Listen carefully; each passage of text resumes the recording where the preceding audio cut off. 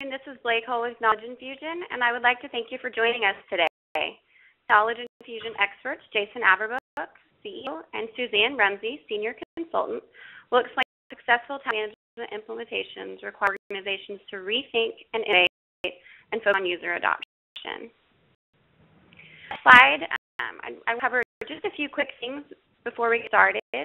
First, again, today's program is presented via integrated computer-based audio. If you're having any problems with the technology, please just chat into the screen and I will assist you. The audio backup number for the event is also here on the screen. You may want to jot that number down in case you experience any issues with the audio. Common questions we get is, can we get a copy of the slides? And the answer is, of course. You receive an email with instructions on how to download both the slides as well as a replay after today's presentation.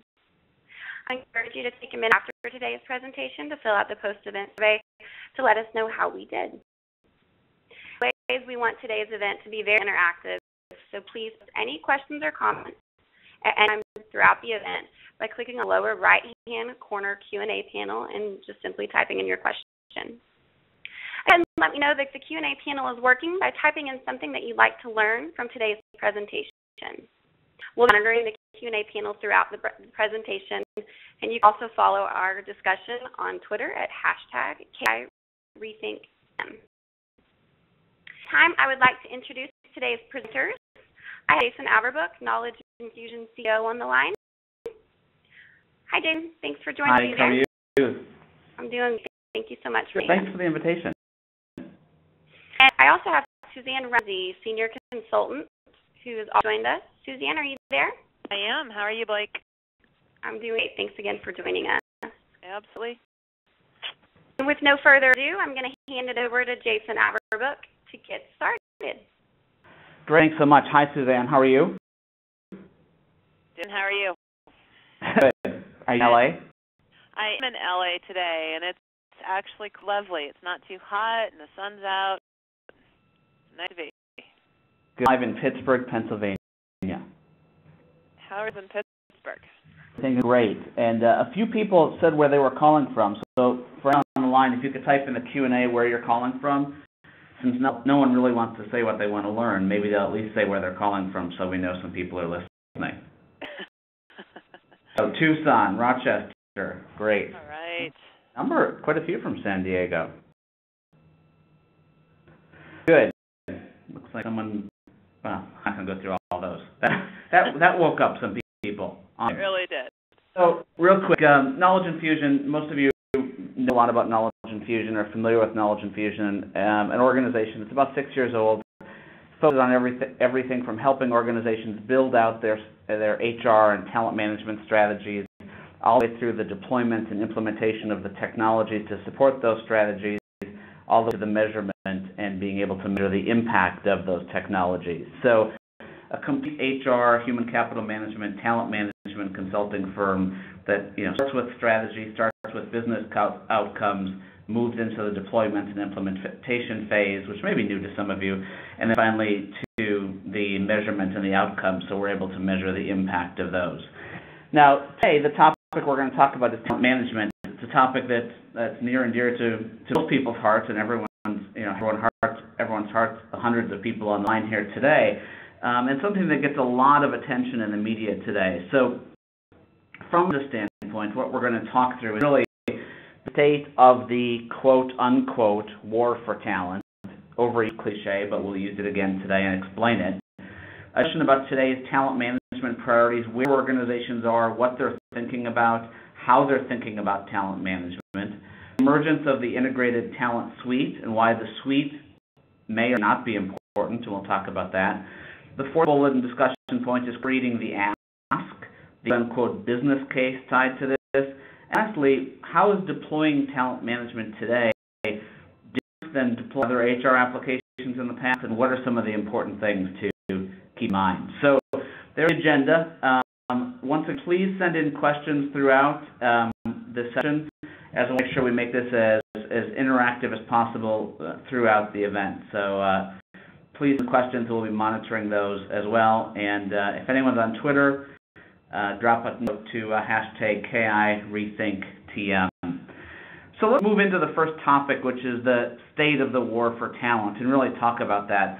We all get bombarded with these conversations and these comments, mostly by media, but really all over about talent. The last year, and as we move into, in the U.S. specifically, presidential campaigns beginning for 2012, lots of discussions about jobs, lots of discussions about how are jobs going to be created, when jobs are going to be created, what types of organizations are creating jobs, et cetera, et cetera. As that becomes more and more of a topic and a continued topic, the concepts of talent management are going to become elevated and escalated in everyone's organizations out there. As we talk about talent management, we'll define it in a few minutes here, but really understanding what kind of talent I need as an organization, what kind of talent I have as an organization, how I'm going to develop and keep that talent, and how to continue to grow talent over time. So the question is there still a war for talent? Let's talk about that and a little about what that means. Really quickly, on your Q&A, type in yes or no if you think there's still a war for talent. Even though all of these people unemployed, 9 jobs, is there still a war for talent? What do you think about those things scrolling in?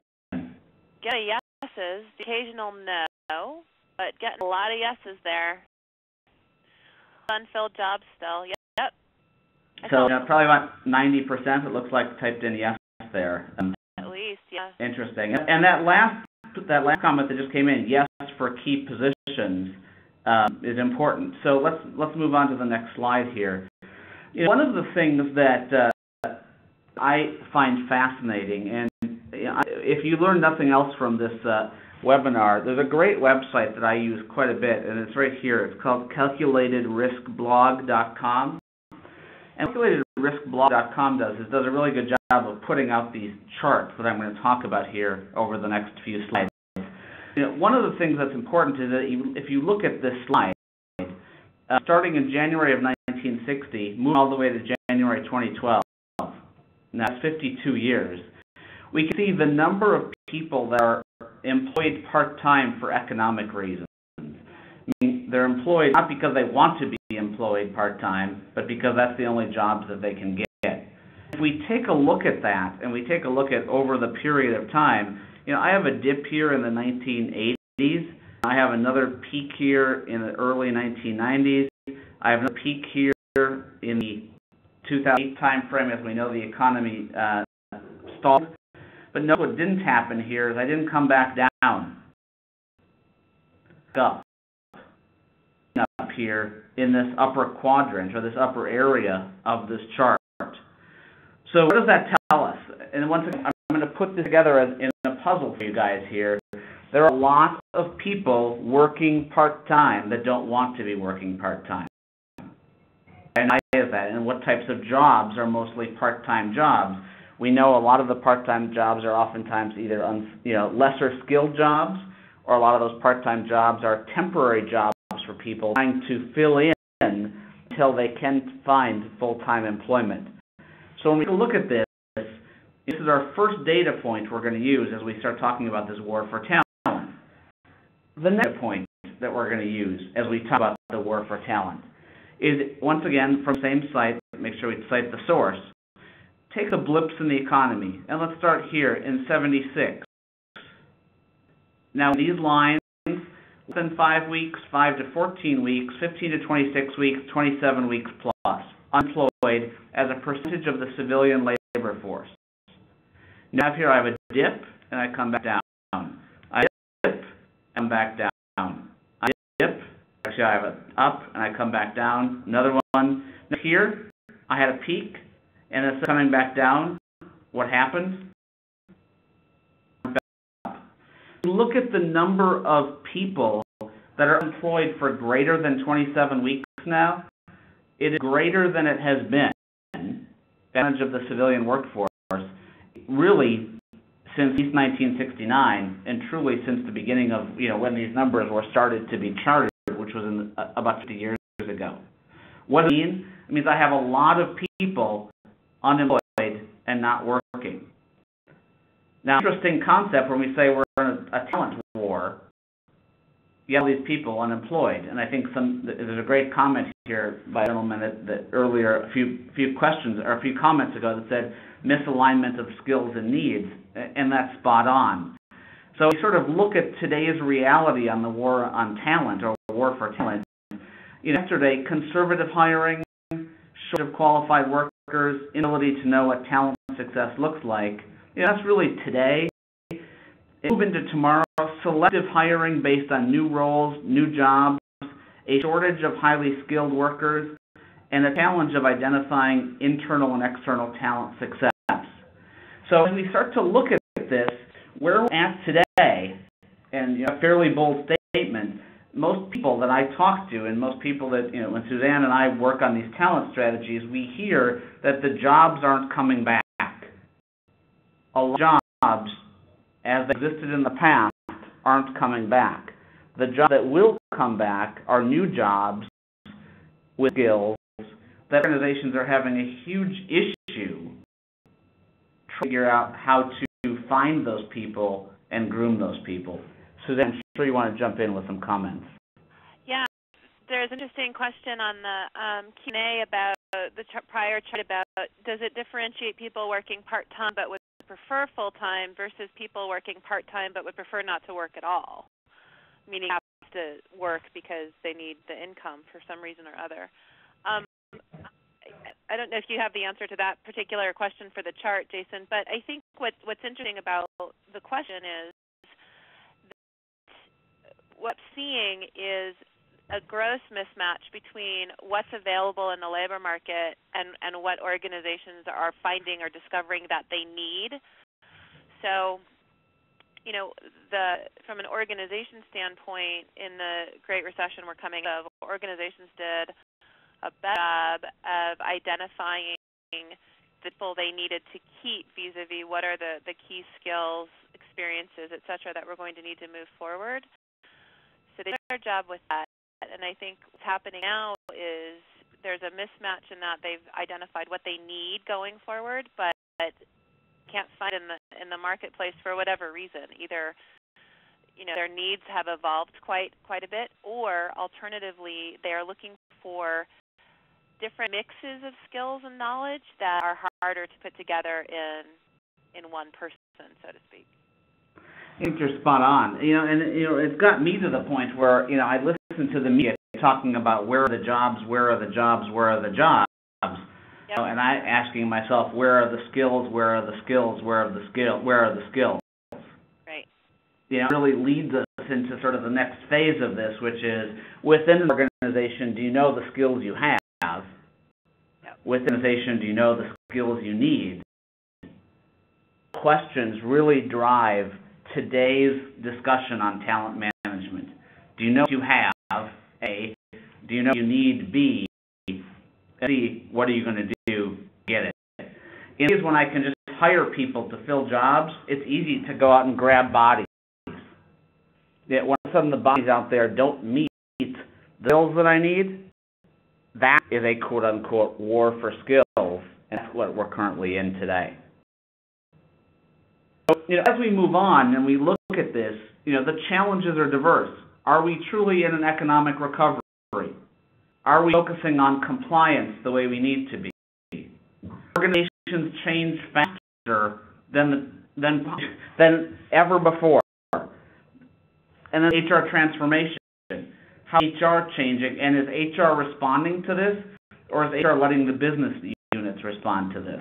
It's fascinating, Suzanne. In the last 2 weeks, I've been to probably 5 Fortune 500 companies where each individual department knows more about their people than the HR function does, yet HR function is getting asked to do workforce planning. Have you seen that? Yeah, no, I have seen that. And I think the other thing that's happening too is HR is being asked to take a big leap. And by that I mean, where HR has sort of gone along as being a good solid corporate citizen staff function, doing what the organization has always asked of it, the organization now is saying, HR, we need you to tell us what to do, where to go with regards to talent. And HR is being caught a little bit off guard with that. So, HR has always sort of been the responder to the organization need. Now the need is for HR to step out in front with regard to the talent question, and HR in many cases isn't ready for that. I mean, and to that point, even further, the skills question. So, if for some reason you're doing a talent management deployment or you're looking at talent management technology, and for some reason you're not answering the question, where are the skills? I truly rethink about the prioritization that you're using to go about your deployment. So here's a poll, and before I turn over to Suzanne, what's the most pressing talent issue for your organization? Is finding the right talent for your business, the globalization of your business, sustaining ongoing talent management, or deploying technology to actually enable talent? To get your response here, and Suzanne, we'll wait a few minutes for the results to come in. Where do you think this is going to land? I think it's interesting, but I have a feeling that right now where things are, it's going to be more around A, finding the right talent for our business, and I think that's, you could parse a little bit, and it could get to not just finding the right talent for our business, but to your point, is the right talent for our business. I'll bet you dinner that it's going to be A. I thought it was going to be A. Okay, I'll bet you dinner it's going to be D, but it probably should be A. Okay, well, it's actually looking more like C at the moment. So neither one man. of us are very good prognosticators. Okay, well, we're buying each other dinner. So, as we look at the results, sustaining effective talent management comes first, deploying technology second, find the right talent third, and then globalization last. So, wow, interesting. Yep, it is interesting. Well, so I guess that means that our attendees are ahead of the game in some ways, in that they've already got talent management going, is what I would read into that, and now they're just looking to see how do we keep it going in today's world. So, things jumping to our next section here around what are talent management priorities that we hear about. What's the next generation look like? So this question around the matching the right talent to the needs of the organization. So there's that question that we're a lot about. The global thing, and global has taken on a whole new meaning in today's world. It's hyper-connected, 24/7, business at the time business happens, where it happens. So it's about, how do you enable that from a global perspective? The talent strategy, so this gets to that sustaining question, and the technology piece. We're going to go through each of these four as we go through this section a bit. So when we talk about next generation talent management, we've learned, if you take first generation talent management, the prime focus there was we'll automate stuff. We have a recruitment process, let's automate it so we get efficient. We have a performance management process, let's automate it so we get efficient. And has come about from that is the business has said, okay, great, you've automated it, but we're not getting any useful information that helps drive decisions from it, really. So the evolution from the automation to the intelligence has become what the business needs. The business is, automation's great, but that only helps to a certain point. What they really want is, how do we make good decisions about our talent and about our people? Anything that you want to contribute into that point? No, I just think that, if we take a look at the first generation of talent management, and someone earlier on talked about one of the reasons that they joined was to learn about deployment and understanding of customer experience with implementation. If a customer is asking you to implement just to digitize, not only are you wasting the customer's time, but you're wasting your chance of actually getting a resubscription of your software. If you're the purpose of talent management isn't to digitize old manual processes. The purpose of talent management is to be able to provide that intelligence, which you need to ask your customer first, where are they trying to get to, what are they trying to do, and then work backwards to put the software in. So, I think that next generation is really outcome-based completely versus digitizing the old. Yeah, exactly. Real point, and what we get from this too, as I just said, we have companies that don't have the capability because they don't have the data or the information to make really good, timely, and accurate workforce decisions.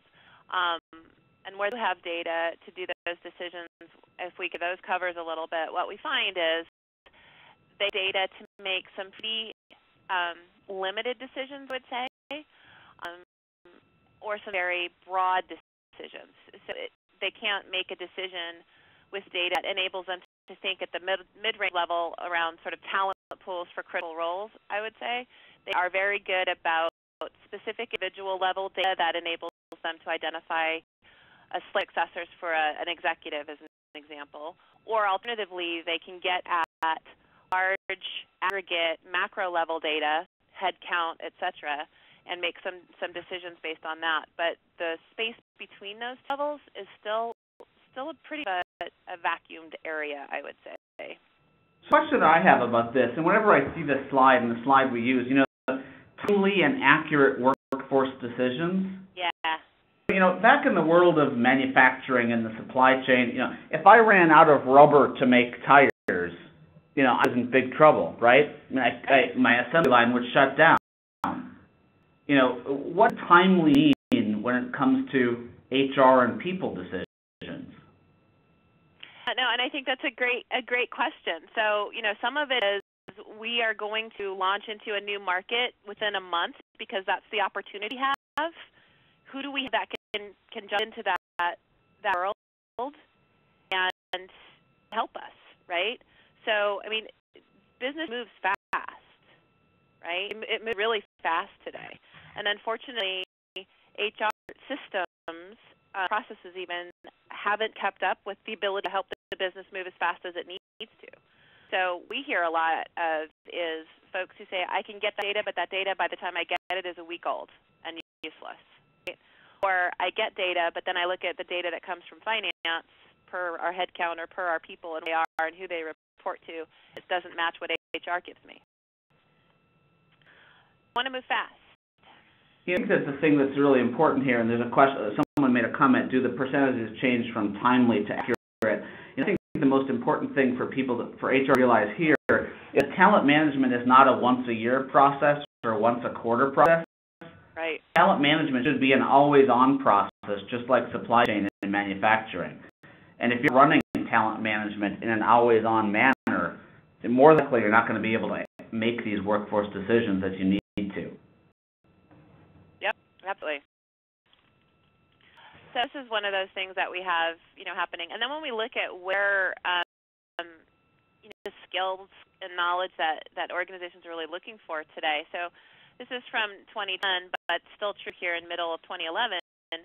Trades, sales, technicians, engineers. So, if we put those skills in sort of our traditional understood buckets, if you will, this is what it looks like. I think as we mentioned earlier, I think what actually happens is the categories that we traditionally use today to describe skills and jobs and things like that aren't the same as the traditional categories, right? So what we see is we say a skilled trade, but there's the skills for the particular trade plus some additional relationship skills, customer skills, etc.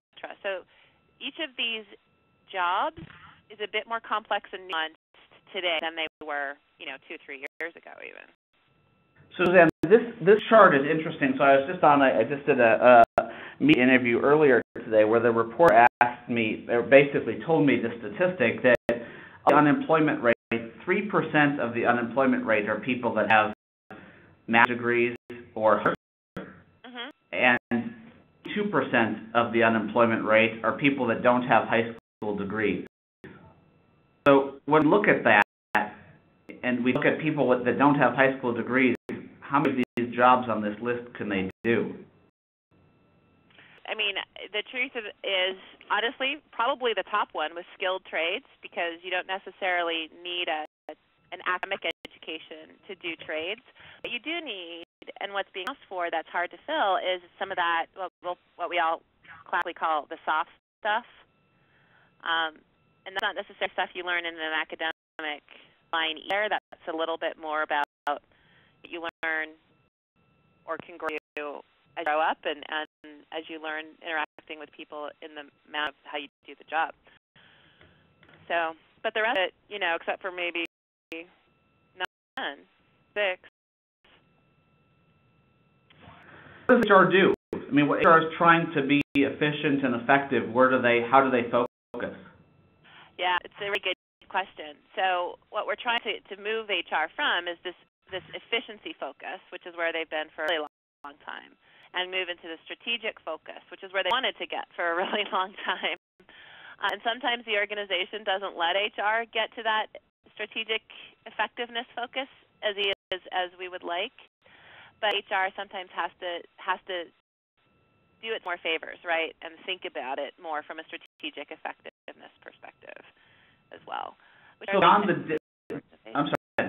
No, I say which means HR really has to start thinking of itself as part of the business and integrate itself into the organization as part of business, and remarket itself away from our HR department. We help you with compliance. We help solve your people problems. And what we're here to say is we are HR, we are business function, we help solve your business problems. That original concept of just digitizing or automating, when you look at talent management and how organizations have been doing it for the last 5 years, what percentage would you say actually have gone beyond automation versus just automated? Yep, exactly. So, and here is the next steps, right, which is, again, outputs, measures, global, etc. So the next one on is more the global piece, as we mentioned. So you can see worker migration patterns, and they're kind of, America to the U.S. and North America, Eastern Europe, Africa, etc., to Western Europe, and then we're also seeing global migration into Australia and the Middle East, most specifically. That's in that area. So it's the patterns are similar, but also changing a little bit, which leads to the global issue. We deal with the global question. So you can sort of see here where skilled trades are among the hiring challenges, right? So if we look at the skilled trades, which was the hiring job category in the prior chart, where is this a big problem? So yes, it's a problem, but the grown economies, in a sense, China, it's becoming a big issue, and all these things. So who's doing actual skilled work in the economies, in the top 10 GDP economies? These are hard to fill positions in all of these locations, which is because it used to be focused in the U.S. So about globalization, from a talent management perspective, what we need to make sure we focus on is not just language issues or currency issues to do with compensation, but we're thinking more globally and larger than that. So how to incorporate the emerging markets? Do you create emphasis on mobility? So what are those talent policies and procedures that really enable people to globalize from one global location to another, especially to emerging markets? The flexibility to support local needs. So one of the things that we've seen with the first generation of talent management was sort of we're either extremely local or extremely standardized and centralized, and neither of them really works from a talent management perspective. So a term out there which is sort of globalization, which is you globalize everything that you can globalize that makes sense, but then you have to localize where it makes absolute needs to do that. Payroll is an example. And centers of excellence. So we see centers of excellence not just at the corporate center, but we see them emerging in particular centers of excellence in various regions around the world. So there might be a European COE, there might be an Asian COE, things like that.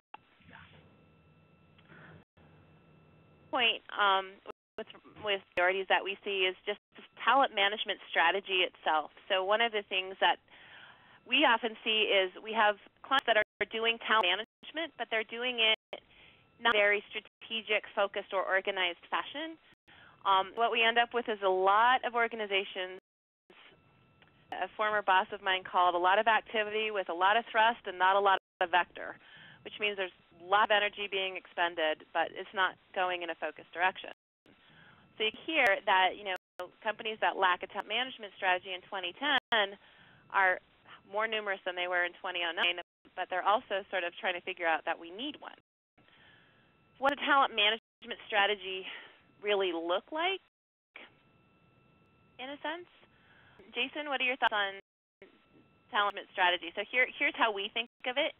We think of it, let's get a plan and a vision.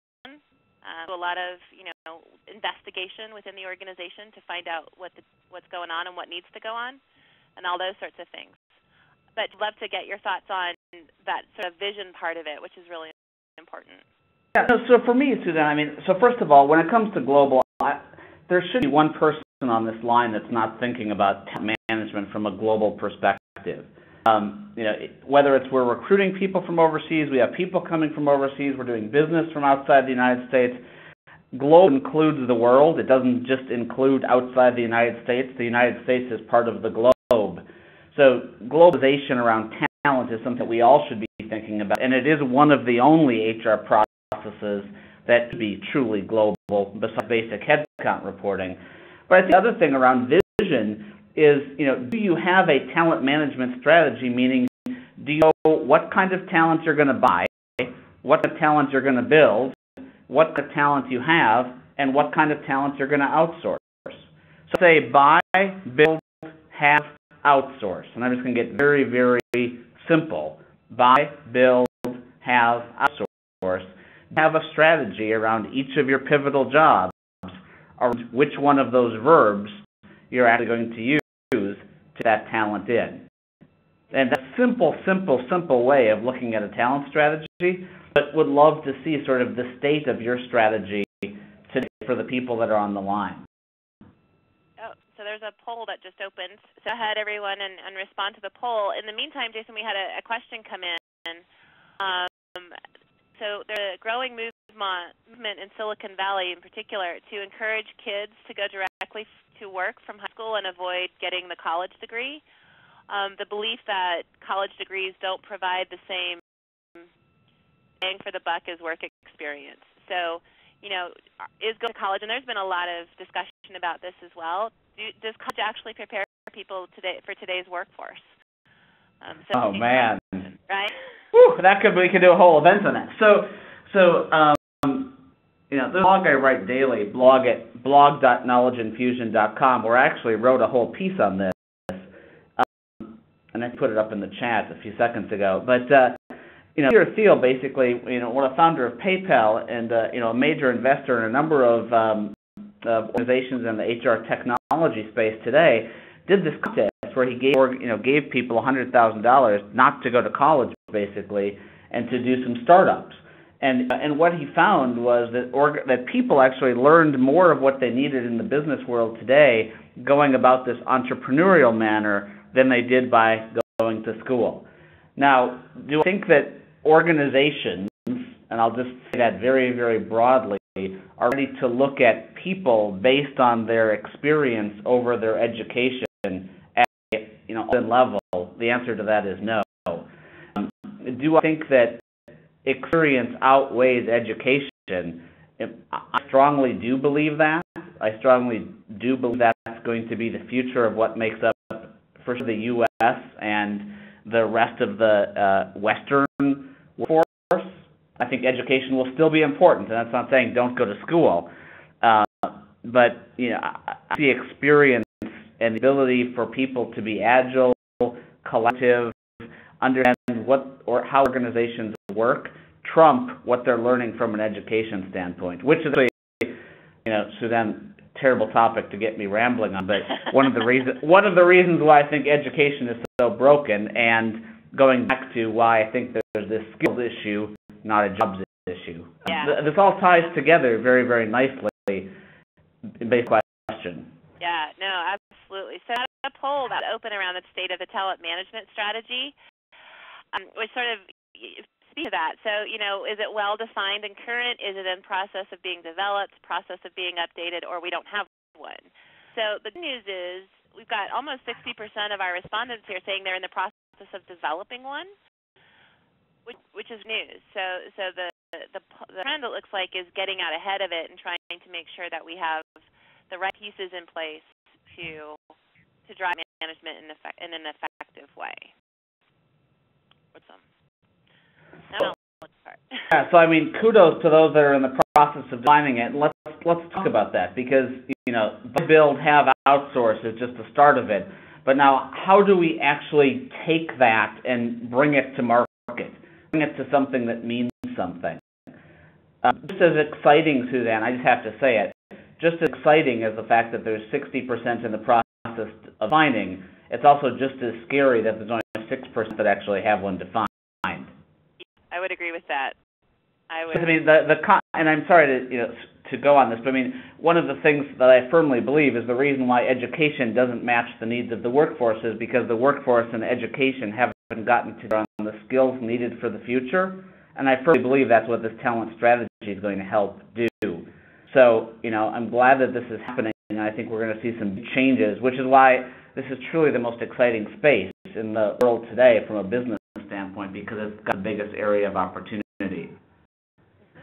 When you think about the technology foundation, unfortunately, what happened in many organizations is they've said, we're going to buy all this from one place.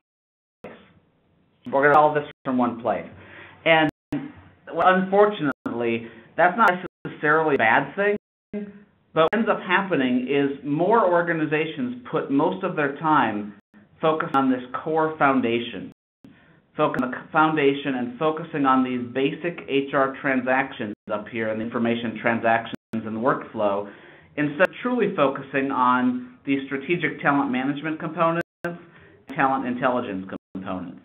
So there are organizations out there, and the majority of them, that do a great job at HR. Now, you might not think it's a great job because it takes you a little longer to write a report, or take you a little longer to transfer an employee than you might like.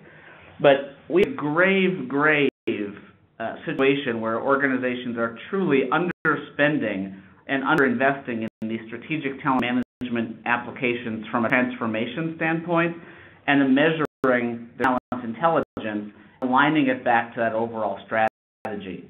So when you think about that, when we think about the foundation, we have to think to ourselves and say, our foundation, these two pieces, this strategic talent management portion and talent intelligence portion, these are very agile. These need to be looked at, used, interacted with from the workforce every single day. This is Facebook and LinkedIn. These here, that core HR and basic information, are things that are out there, but they're things that we need to actually be transforming. We need to be transforming. So as we move forward, how do we start to continue to put focus on these strategic areas? This is where we get into this concept of unified data. And notice the study we did with HR Executive Magazine last year, the Talent Management Survey, the leading areas of growth were this concept around integrated data and business process. So no longer do people want to do silos or want to see these processes talk to each other. And at the same time, they want to be able to focus on ease of use, which was second, which is really saying people need to be able to use this like Facebook or LinkedIn and use it every single day. Every single day as the talent world continues to change. So what are some things to rethink when you rethink your technology foundation? First of all, get away from legacy interface and get to true web services. What does it mean? Instead of feeding data through Excel spreadsheets and passing it around your organization, how do I start to enable real-time views into my talent? Integration across the HR stack, up the portal, and down to the business intelligence level, so that people don't have to go into multiple systems to do things. The team continues to get less support from IT, which means they have to be out there on their own looking at how I leverage things like software as a service to do this. Location of where data is stored. Don't store data in 27 places. Hub and a spoke. A hub being where your data is, the data flows from, all your spokes being consumers. Leverage fewer solutions. The data points you have, the harder it is to report on that data. So look at that suite model. And finally, organizations are realizing that HR is ripe for process integration more within itself than in the enterprise. So for the last 10 years, 15 years, people have gone out and bought ERP, enterprise resource planning technologies because they wanted to integrate HR to finance, or they want to integrate HR to supply chain. When HR has forgotten to do is integrate HR to itself. HR integrates HR in itself, how talent flows, how talent is governed, et cetera, et cetera. It's not to start integrating to the rest of the enterprise, which is where we're starting to rethink this and say, how do we do it different? Anything you want to add to that? I think that's key, right, which is, and we talk about this a little bit later, but the key is how do we do this differently? So it's not about redoing the same thing over and over again, but it's more about you really need to, break what we have and start over in a lot of cases, because what we have and what we've had in place isn't getting us to the end game. We start to take a look at the suite, and I'm going to skip over this maturity model. I mean, everyone knows that this HRMS is pretty much dead, and that really all of this is making up I cover that, I didn't do that right. All of this is really making up a human capital management suite. People aren't, anyone that's doing core HR that doesn't include skills, attributes, knowledge, competencies, truly using HRMS in a correct way and not following where our century is today. And we're really starting to see these suites start to pop up, whereas organizations are truly starting to say, they're purchasing more than one talent management module from a single vendor. And that's really, really important, because the way to think of this is that if you buy each of these talent management pieces on their own, you're on IT more and more to string them together. And even the best IT group in the world, you're never going to get to the process level integration that you need. Talent management suites really give you, I compare talent management suites to riding a bike with training wheels. You don't fall off. One place to store language, one place to store international experience, one place to store functional experience, as Suzanne sort of mentioned in some of her attributes a few seconds ago. So being said, I can't get data off. Employees don't have to enter data in 19 places, and I end up with data errors. I'm really tying it all together and being able to leverage data in that suite model. So continuing to see that goal for suites and that focus on suites continue to grow. What are your thoughts about suites? Currently deploying a suite, which is one module that you intend to, you have no desire, or you're undecided. So that's you the dinner again. That A is going to come in the winner here. Well, yeah, actually, although just to be contrary, I'll take B. So you would ever be contrary. You and I are usually pretty aligned, Jason, but I'm really up for having a dinner bought for me, so I'll just take a gamble and say it's going to be B. Okay. Well, as the results come in, let's jump on to this sort of creating the ask and tying into the business. And when the results show up, we'll. Right. Are you fixing the results in the back end so that you what? Well, yeah. Of course. Results are taking so long, counting the ringing chads. There you go. I have dinner by 6%. There's my dinner. Good to see that people are moving towards that suite model. Or 68% either are deploying or intend to. So good to see that people are realizing those training wheels are important. So to jump into the ask. Yeah, no. So the hard thing about talent management and selling it to the business is convincing a business, especially most organizations that run on short-term results, say, this is really going to drive value for the business. So this is a great picture about, you have to imagine what the house is going to look like when it's done, but when all you're looking at is a deep hole. So how do we create that picture for the business?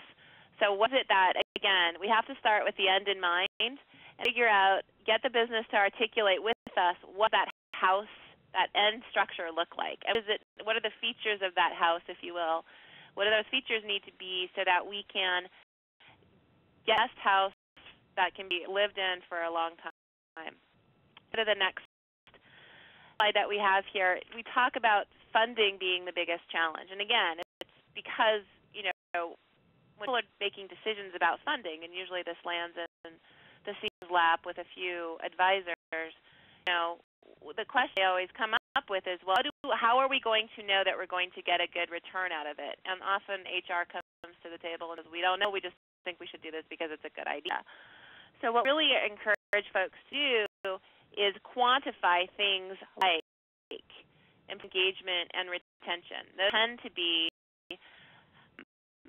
the things that organizations highlighted per our survey in 2010,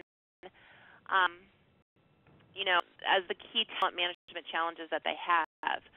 Jason, do you want to mention something for this? No, I think that the thing that I really try to help organizations tie this to, and we do a ton of work at this, is you're not developing an HR case, you're developing a business case. Right. Exactly. And so many times when people come to us and they show us their case, quote unquote, and they say, we've tried this the last 2 years and it hasn't worked and it's stuck behind an upgrade and blah, blah, blah, blah, blah, blah, blah, blah. It's so much of an HR case that HR needs this and HR needs that. It doesn't tie back in dollars or whatever currency you use to what doing this talent management is actually going to bring back to the business. And that really ties back into that whole outcome-based approach. So, think business case, not an HR case. Right, and it goes to things like, so the business engagement is important and get that retention is important. So, but the question always comes down to how do you stress why these are important. So you create the case in business language, and there's some things like that really drive this home, right? So speak to business on the business's terms on all of these, but primarily engagement and retention. And that's one of the really important things about the case. And then, why difficult to support talent management? Well, here's the thing. We have to be very clear about what to expect when. So any business case that any business function laid out says, here's what you can expect after 3 months, here's what you can expect after 6, etc. Same with talent management. Business isn't going to like it if all you come and say, this is a long-term thing and we just have to have faith that, we'll keep going. I mean, there are ways, and Jason, you and I talked about this, there are ways to say, what can we expect to see in 3 months after we deploy a suite, as for example, what can we expect to see in 6? What can we expect to see in 12? Because people need to be brought along that way. And Suzanne, one of the things I think is fascinating, and I'm actually sitting today at we're doing a vendor recommendation for a large retailer, and one of the things that we demanded was that the business leaders from the stores be in the demo. They're like, why have to be in the demo to help pick the software? You guys are the ones that are going to have to sell it to your managers and employees. Yep. If HR tries to sell it, it's just going to be another thing that gets deleted. The business has to sell it, and it has to be involved from the beginning. So, key tips to keep in mind there. And this is why change management 101, right? So selling the business case is about change management and buy-in and all those things. So the real four key things here: why, and the why defined from the business perspective, the business outcome that's being driven. Paint a picture of what success looks like, right? People excited about what the end game really is, and be more likely to get on the train to get there. The other that will kill it faster than anything else is if you paint a Pollyanna picture about time and resource investment. So you've got to be realistic about that. We have a lot of clients, and I'm working with one right now, where they have so underinvested resources in enabling effective talent management to the business that now they're in a huge quandary about, well, it's going to take so much investment for us to catch up. And the big issue is, well, can we even afford to do that? And my argument back is, I don't think you can afford not to do that, quite honestly. And Jason's point earlier, how do we engage our business folks? And again, if HR starts to think of itself as part of the business, how do we partner then with our colleagues in the business to sell the business on the case? What we see at the time is business, and Jason mentioned this earlier, business functions are starting to do talent management on their own, out engaging HR, because they get it. They absolutely get it. They don't wait for HR to catch up to do, in a quote, holistic HR perspective, because the business needs to move faster. So again, HR, it is about effectiveness, but you also have to bring in those business outcome measures and make the link between the two. So we had a story where we had a CEO with whom we were having a conversation and got very excited because the client said to the CEO, we've cut our time to hire, our time to fill from 5 days to 30 days. CEO reacted saying, wait a minute, it takes us 30 days to fill a job. Why is that good? So it was going back and saying, well, actually, what that means from a financial perspective is by cutting that time by 15 days, we increase productivity and therefore revenue based on that position by X number of dollars, right? So it's important to get from that HR measure and why that's important to translating that into a business outcome measure. Yeah, Suzanne, that really leads us into the deployment as well, because this is where it falls apart. Even if we do build a business case and we get into this whole business outcomes and we can actually define this, and we've done a good job, we, meaning you all, have done a good job of defining this, we then get into deployment. And usually what happens in deployment is you end up vendor saying, let's get the software in as quickly as possible. People that were strategic are no longer involved in the deployment of the technology because it becomes a technical thing. All of a sudden I end up with the exact thing I have today, only online. Start with this concept of transformation. Outcomes. So what are those things, back to this previous slide, what are things that in phase one, this is what I want to get to. And that you are transforming your processes, you're not just digitizing, that this process change isn't siloed, but it's across all of the areas. We can see most implementations down here with the technology continuing to advance, HR is ending up caught up in the middle. Technology has evolved a lot. The implementations haven't evolved. They're still very transactional. So I've got new audiences with new expectations, meaning everyone's using it. User centricity, I've expanded purpose, and the role of IT is shifting. What does that mean? It means I cannot do implementations the way I've done them in the past. The implementations need to keep pace, which means they have to focus on end users. The data has to cross modules. I have to tie back to outcomes. I have to cater to the consumers of analytics. Think about change management not as training, but control. And think about how do I think about the overall user experience so people are going to 19 systems but into one system. So when we work with organizations on deployment, this is everything that we're doing, making sure that as HR technology has evolved and as Facebook and LinkedIn have evolved, the implementation has to evolve as well. Because I can take the best software in the world, what's here, an implementation, and leave it down here. At the end of the day, this is what I'm going to grade it on. I'm graded on this.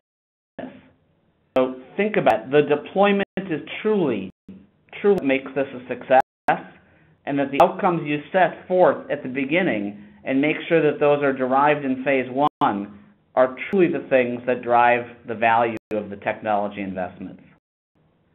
There have been a series of questions, and I know you've been monitoring them. We have about 2 or 3 minutes. I'm just going to answer a couple of them really quickly, and then I'll let you see if you have some as well. One of the things that came is we've got a bevy of really great folks that we need to amplify rather than identifying lots of new applicants.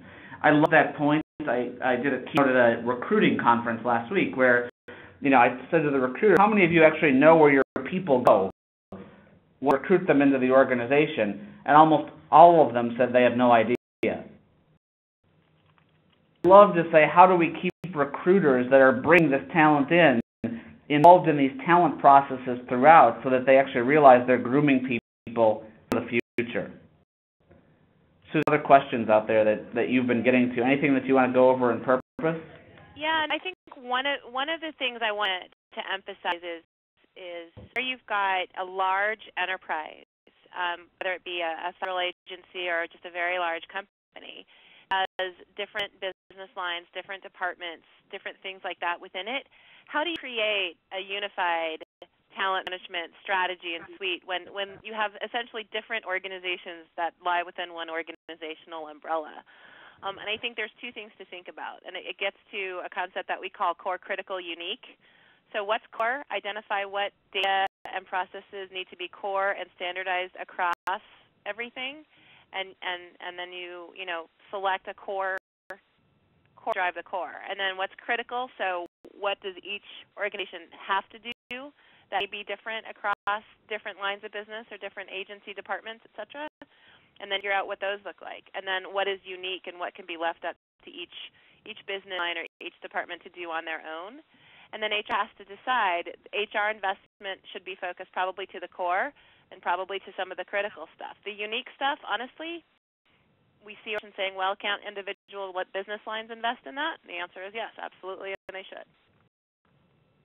And there's another great question, and this is where our marketing organization they go crazy when I run on like this, but the questions are so good. If we just share data across HR functions but only have funding for an area like talent management, how do we get started? And it's such a great question. Oh yeah. Not because it's a great question, but because it's something that almost every organization is dealing with. And I have to go back to the hub and spoke model, and that there's most organizations end up fixing problems by putting a band-aid on something with a piece of technology, but only having a bigger leak somewhere else. So, if you have to look at sharing data across functions, but only funding for one area, what you need to think about is what is the common thread that's going to go through all of this to truly drive talent. And that common thread is truly that what I'll call census plus data, not the core data about the person, but their skills, their language, their experience, and things like that. Once I have that, and I've invested the time and money in getting that right and into a hub that can work effectively, the rest of my spokes really come plug and play. Yep. If I don't invest the time in that hub up front, and I just invest in the spokes and build each spoke separately, I end up with the inability for those spokes to talk to each other, and I end up spending 3 or 4 times more money than I need to. So, I would recommend think about how do you put skill data back in your core. Core is no longer not talent management. Core has to include talent management foundation today. And how do I start to build out those spokes from a business case tied to priorities over time?